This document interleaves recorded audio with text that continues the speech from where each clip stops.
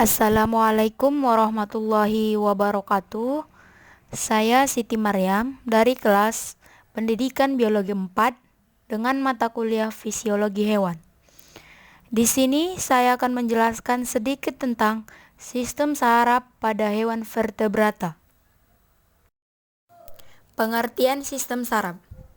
Sistem saraf adalah sistem organ pada hewan yang terdiri atas rabut saraf yang tersusun atas sel-sel saraf yang saling terhubung dan esensial untuk persepsi sensorik indrawi. Aktivitas motorik volunter dan involunter organ atau jaringan tubuh dan homeostasis berbagai proses fisiologis tubuh. Sistem saraf merupakan jaringan paling rumit dan paling penting karena terdiri dari jutaan sel saraf yang saling terhubung dan vital untuk perkembangan bahasa, pikiran, dan ingatan. Sistem saraf merupakan mekanisme penghantar impuls saraf ke susunan saraf pusat. Pemrosesan impuls saraf dari perintah untuk memberi tanggapan rangsangan atau sistem yang mengatur kerja semua sistem organ agar dapat bekerja secara serasi. Sistem saraf tersusun oleh berjuta-juta sel saraf yang mempunyai bentuk bervariasi. Sistem saraf terbagi dua. Yang pertama, sistem saraf pusat. Yang kedua, sistem saraf tepi.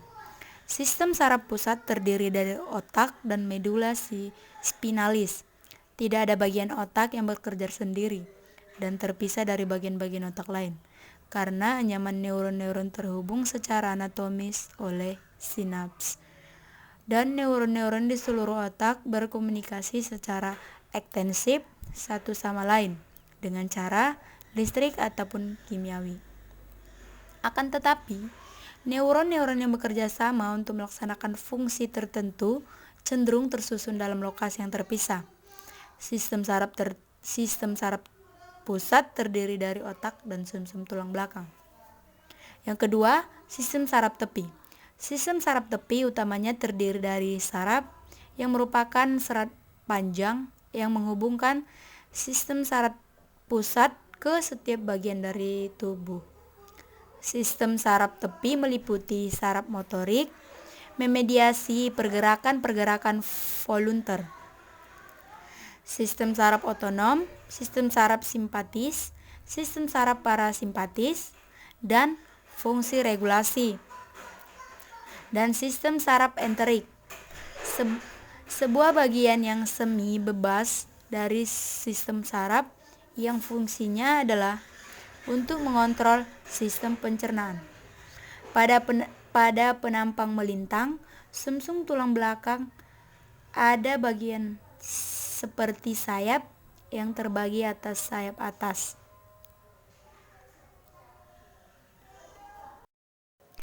Fungsi bagian sistem saraf pusat.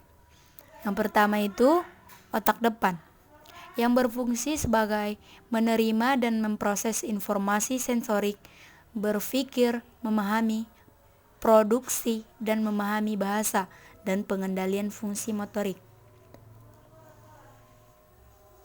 Ada dua divisi utama dari otak depan. Pertama, diencephalon yang berisi struktur seperti talamus dan hipotalamus yang bertanggung jawab atas fungsi seperti kontrol motorik, penyampaian informasi sensorik, dan pengendalian fungsi otonom. Divisi yang kedua, telecephalon yang berisi bagian terbesar dari otak. Bagian otak yang kedua yaitu otak tengah. Otak tengah dan otak belakang bersama-sama membentuk brainstem. Otak tengah terlibat dalam tanggapan pendengaran dan visual serta fungsi motorik. Otak yang ketiga itu otak belakang, yaitu yang membentuk dari sumsum tulang belakang dan terdiri dari metacephalon dan melencephalon.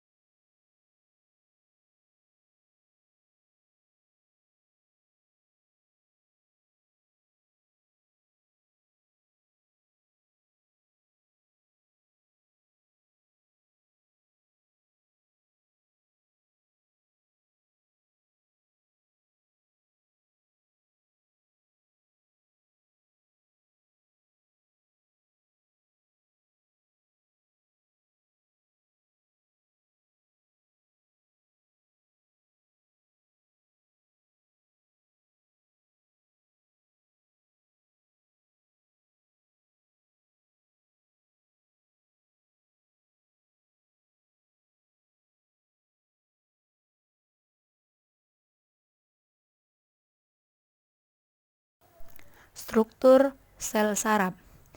Setiap neuron terdiri dari satu badan sel, yang di dalamnya terdapat sitoplasma dan inti sel. Setiap neuron hanya mempunyai satu akson dan minimal satu dendrit. Kedua serabut saraf ini berisi plasma sel. Dalam struktur sel saraf ini mempunyai dendrit, nukleus, badan sel, akson, selubung mielin, sel Schwann, ujung akson, dan lainnya. Dendrit berfungsi mengirimkan impuls ke badan sel saraf, sedangkan akson berfungsi mengirimkan impuls dari badan sel ke jaringan lain. Mielin, yang merupakan kumpulan sel Schwann yang menempel pada akson. Fungsi mielin adalah melindungi akson dan memberi nutrisi. Sel Schwann adalah sel glia yang membentuk selubung lemak di seluruh serabut saraf mielin. Akson yang tidak terbungkus mielin disebut nodus Ranvier, yang berfungsi mempercepat penghantaran impuls. Penghantaran impuls melalui sel saraf. Penghantaran impuls, baik yang berupa rangsangan ataupun tanggapan melalui serabut saraf, dapat terjadi karena adanya perbedaan potensial listrik antara bagian luar dan bagian dalam sel. Pada waktu sel saraf beristirahat, kutub positif terdapat di bagian luar dan kutub negatif terdapat di bagian dalam. Bila impuls telah lewat, maka untuk sementara serabut saraf tidak dapat dilalui oleh impuls karena terjadi perubahan potensial kembali seperti semula. Untuk dapat berfungsi kembali diperlukan waktu 1-500 detik atau 1-1000 detik. Energi yang digunakan berasal dari hasil pernafasan yang dilakukan oleh mitokondria dalam sel saraf. Stimulus yang kurang kuat atau di bawah ambang tidak akan menghasilkan impuls yang dapat berubah potensi listrik. Tetapi bila kekuatannya di atas ambang, maka impuls akan dihantarkan sampai ke ujung akson. Stimulasi yang kuat dapat menimbulkan jumlah impuls yang lebih besar pada periode waktu tertentu daripada impuls yang lemah.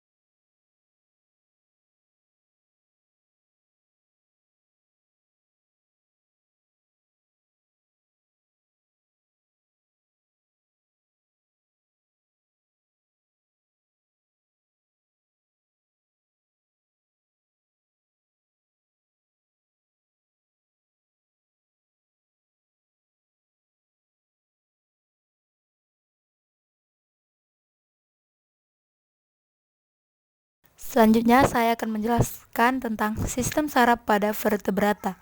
Yang pertama itu sistem saraf pada Pisces, sistem saraf pada amfibi, sistem saraf pada reptil, sistem saraf apes, dan sistem saraf pada mamalia. Sistem saraf Pisces. Otak dan sumsum tulang belakang merupakan pusat susunan saraf pada ikan. Ikan mempunyai otak yang pendek, lobus olfaktorius, hemisfer cerebral, dan diencephalon kecil. Terdapat pada ikan bertulang menulang, yaitu saku olfaktaris pada moncong dengan sel-sel yang sensitif terhadap substansi yang larut dalam air. Ikan tidak mempunyai telinga tengah, jadi tidak ada gendang telinga. Dalam gambar ini ada beberapa bagian-bagian sistem saraf Pisces. Yaitu otak besar, otak kecil, otak tengah, sumsum penghubung, pusat pencium, dan pusat penglihatan. Sistem saraf amfibi. Sistem saraf pusat pada amfibi meliputi otak dan sumsum tulang belakang atau medula spinalis. Otak terbagi atas 5 bagian dan cerebellum merupakan bagian yang terkecil pada otak amfibi. Ada 10 saraf kranial. 3 saraf pertama membentuk plexus branchial. Saraf ke-7, saraf ke-8, ke-9 membentuk plexus ischiadicus.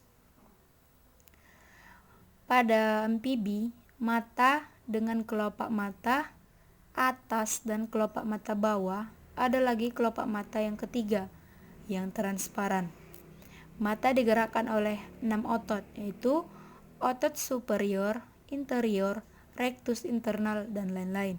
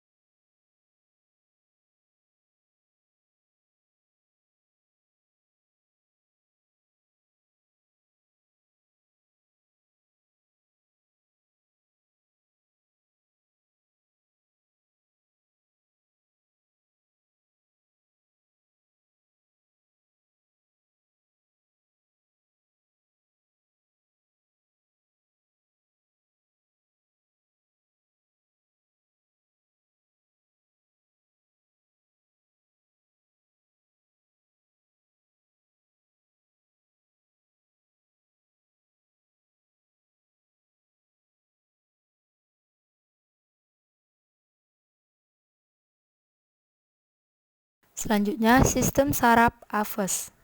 Bentuk otak dan bagian-bagiannya tipikal pada burung.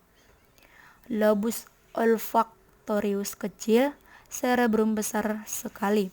Pada ventral caudal, cerebrum terletak di cerebellum dan ventral lobus opticus. Lubang telinga nampak dari luar dengan meatus auditoris eksternal.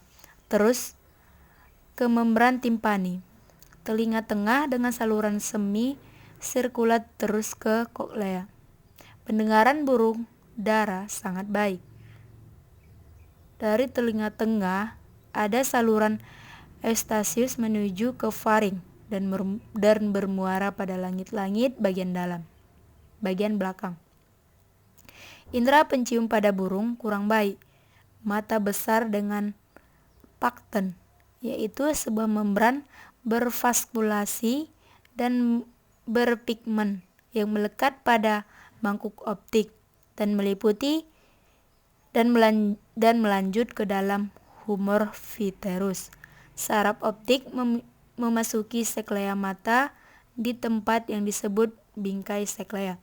Mata dengan kelenjar air mata, penglihatan terhadap warna sangat tajam dan cepat berakomodasi pada berbagai jarak. Yang terakhir, sistem saraf mamalia. Cerebrum besar jika dibandingkan dengan keseluruhan otak, Cerebellum juga besar dan berlobus lateral 2 buah. Lobus opticus ada 4 buah. Setiap bagian lateralnya dibagi oleh alur transversal menjadi lobus anterior dan posterior. Mamalia mempunyai telinga luar. Gelombang suara disalurkan melalui meatus auditory eksternal ke membran timpani. Telinga tengah mengandung 3 buah ossicle auditory. Koklea agar berkelok. Mata tidak mengandung pakten atau seperti yang terdapat pada burung. Dibanding dengan vertebrata yang lebih rendah, maka pada misal kelinci, membran olfaktori lebih luas, organ pembau lebih efektif karena membran olfaktari itu lebih luas.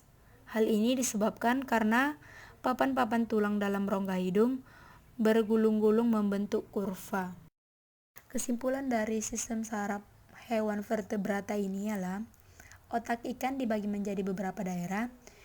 Di depan lobus pencium, sepasang struktur yang menerima dan memproses sinyal, yaitu dari lubang hidung melalui 2 saraf pencium lobus pencium yang sangat besar dalam ikan yang berburu terutama oleh bau seperti hiu dan lele.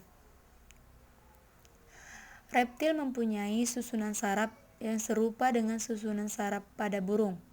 Otak pada reptil juga terdiri atas 4 bagian.